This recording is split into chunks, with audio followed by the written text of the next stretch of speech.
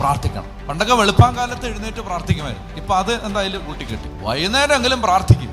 കുടുംബാംഗങ്ങൾ ഒരുമിച്ചിരുന്ന് പ്രാർത്ഥിച്ചാൽ ആ കുടുംബത്തിൽ കർത്താവിന്റെ സാന്നിധ്യം ഉണ്ടാവും. ആ കുടുംബത്തിൽ അവിടെ ഒരു ദൈവികതയുണ്ട്. ഞാൻ നിങ്ങളോട് സത്യമായിട്ട് ഞാൻ പറയുകയാണ്, ഒരു വീട്ടിൽ കാല് കുത്തിയാൽ അറിയാം അവിടെ പ്രാർത്ഥന ഉണ്ടോ ഇല്ലയോ എന്ന്. ആരും പറയണ്ട, നമുക്കറിയാത്.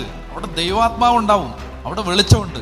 അപ്പൊ അതുകൊണ്ട് കുടുംബ പ്രാർത്ഥന നടത്താതിരുന്നാൽ അതിന്റെ ആത്യന്തികമായ നഷ്ടം ആർക്കാ? വേറെ ആർക്കും അല്ല, വികാരിച്ചന് ഒരു നഷ്ടവും വരാനില്ല.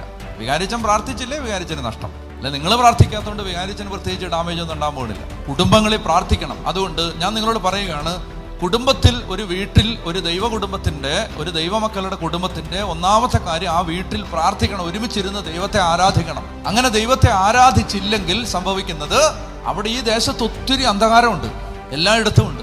ആ തിന്മകൾ നമ്മളെ സ്വാധീനിക്കും. അതുകൊണ്ട് ദൈവമക്കള് പ്രാർത്ഥിച്ച് സംരക്ഷണം തീർക്കണം.